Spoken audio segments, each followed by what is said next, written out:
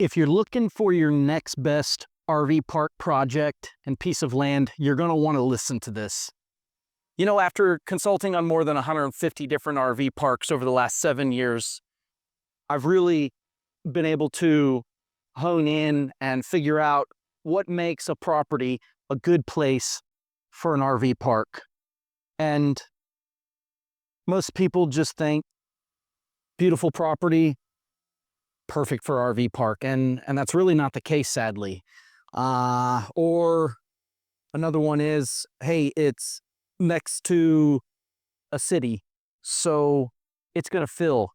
Once again, big mistake if you're really looking at it that low of a level. Build it and they will come is not a method that you want to use in the RV park industry right now when it's flooded with new people entering this market. And I love it. I've been in the RV business, almost my entire life. My dad had an RV dealership 10 years before I was born. So I've been around these things. And, it's great to see that the RV industry is finally being heard, finally picking up.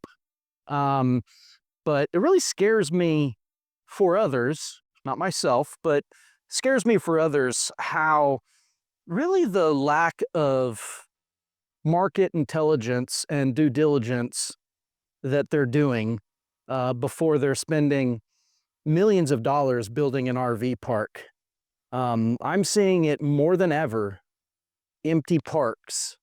I am seeing 10, 11, and $12 million park builds that can't even debt service. This is truth, y'all. I am not lying here. There are several empty parks, even just around the DFW Metroplex, which is a huge RV market. That's where I do a lot of RV business. But once again, just building close to a city or on a highway is not guaranteed that you're going to have a successful operation. And another thing about that is, what kind of RV park are you building? Are you building a long-term park? Are you building a short-term park? Are you going to integrate some cabins? Although long-term RV parks don't make as high of a return as day campsites, they're a lot easier to operate. There's a lot less going on there. More so the difference between an apartment complex and a full-scale hotel and resort.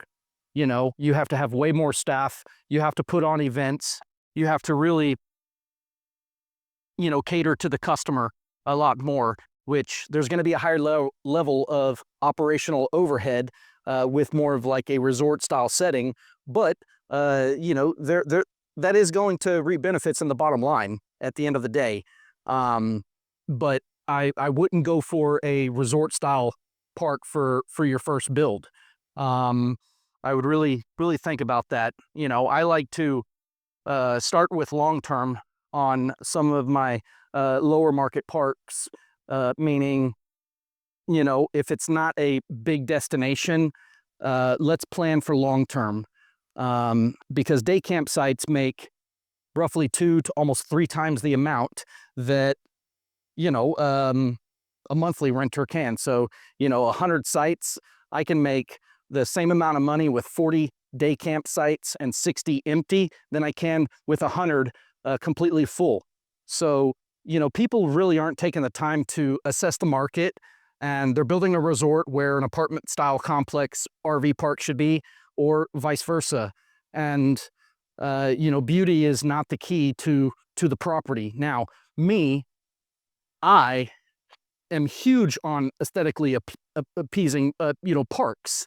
And yes, I love greenery. I love a beautiful park. I get it. But it's not one size fits all. You still have to see, here's a good one. People see this beautiful piece of property. It's inexpensive. It's, but it's out in the middle of nowhere. But they're like, oh, it's going to be perfect. First question I like to ask is, where are you going to find people to operate your park? I mean, seriously, think about that. Where are you going to find people to operate the park if your park's out in the middle of nowhere? That's a big question, because unless you're going to be an owner-operator for the entirety of this park until you decide to sell it or pass it down to your kids, then being out in the middle of nowhere is not a good thing.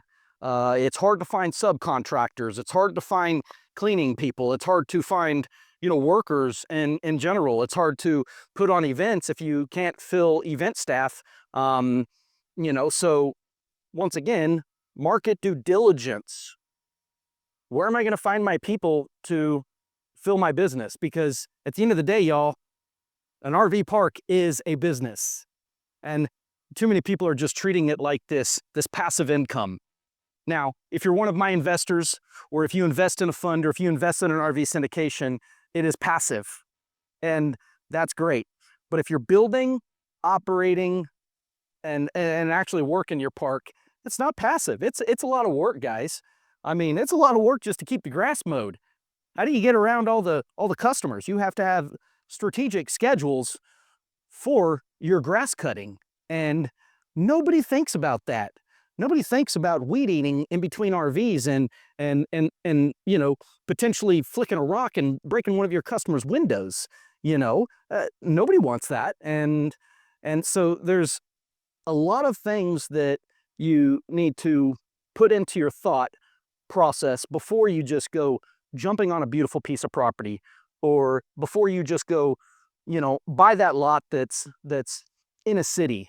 I mean, it's great to build in a city, especially if you can get city water hookups, the whole 9 yards. That saves more of the property for more valuable use of space, like camping and rentals and whatnot.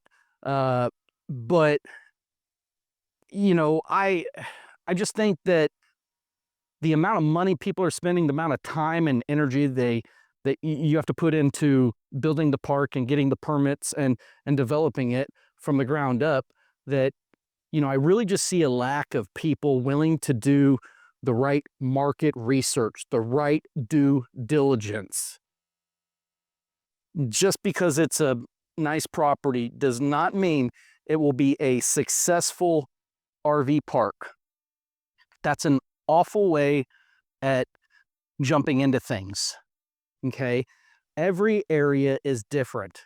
I advise you to really strategically look at the property, not just from a build standpoint, but an operational standpoint. How are we going to fill it with staff, not just customers?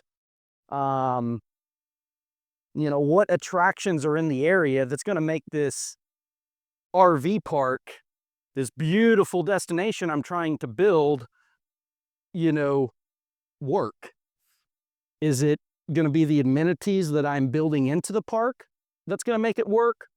Or is it the attractions around the park that are going to make it work?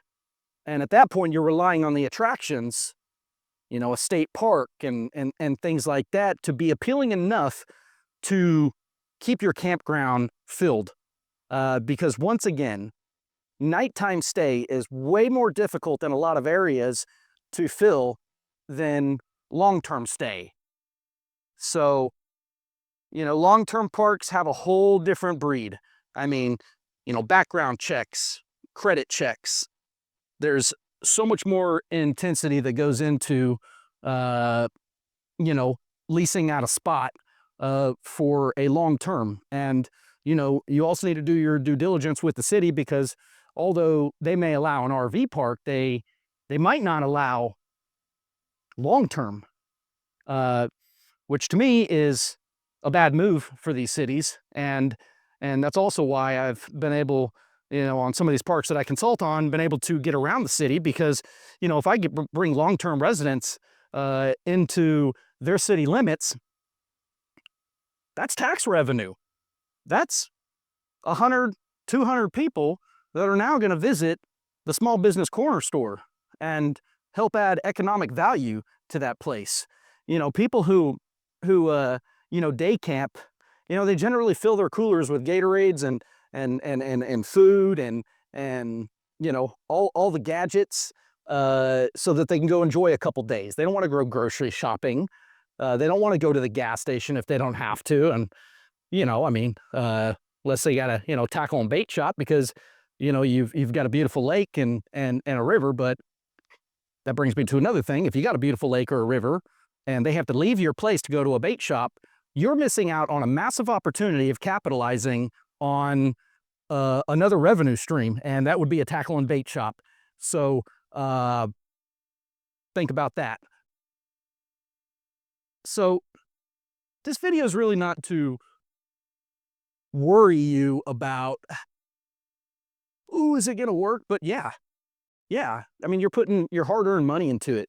And if you're taking on investor funds, you have, a priority to make sure that you're putting their money into action in the best possible, lowest risk, highest reward situation that you can possibly do.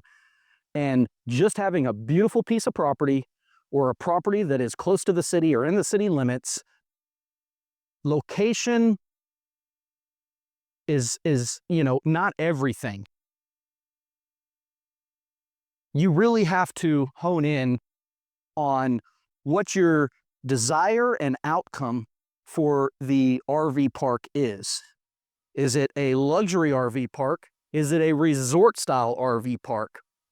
You need to dive into these things and build a plan on what to expect. Okay. Now, here's what I suggest for a lot of parks, as long as you're not in one of those cities that won't allow anybody to stay over 30 days or 45 days. And if you got that problem, you can contact me and I will help you out. But I always try to tell everyone, hey, let's get long-termers in there. Let's do it. Okay. Now, if it's a complete destination park, that's one thing. But it's a lot easier to fill up long-term RV parks because more people are moving into these things than ever. It stabilizes the park very quickly and gets your cash flow coming in. Now, at the same time, you're going to be working on branding and marketing and advertising and getting a name out there, right? And showing people why they're going to want to stop at your destination. Is it because it's a great stop off the highway when people are going north and south on a major highway? Maybe that's it. Hey, come by for a night or two on your journey to a destination. Maybe you're not even the real destination, but there's different marketing tactics to get those nightly stays, because at the end of the day, the nightly stays are going to make you way more money.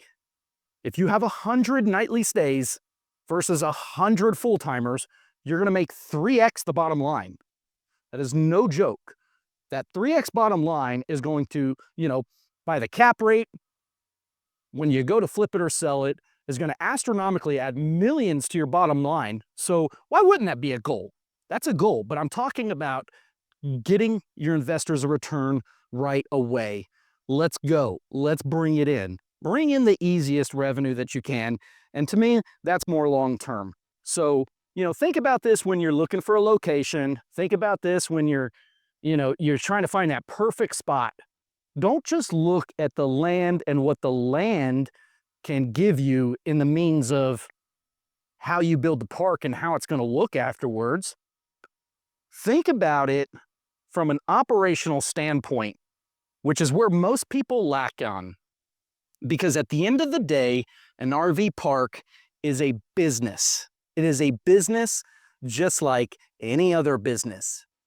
You have managers, you have staff, you have cleaning ladies, you have lawn mowing guys, landscapers, you name it, it's there.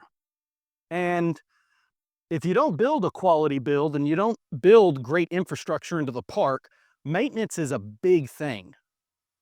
So don't go cheap on laying the foundation and the utilities. Do it right, because it'll save you in the long run.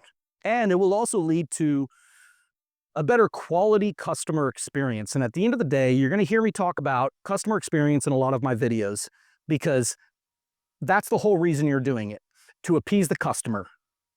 And by appeasing the customer, I'm going to appease my investors by delivering them a higher return. And, I hope you look at it the same way. So just remember, beautiful piece of land does not equal a great, highly profitable operational RV park. Good piece of land in the city limits does not equal a full RV park. You need to do your market research. You really need to do your market research. So I hope you take that advice. And, if you find this helpful, please check out my other video. It's really going to help you out. And I appreciate you for watching. Thank you and have a blessed one.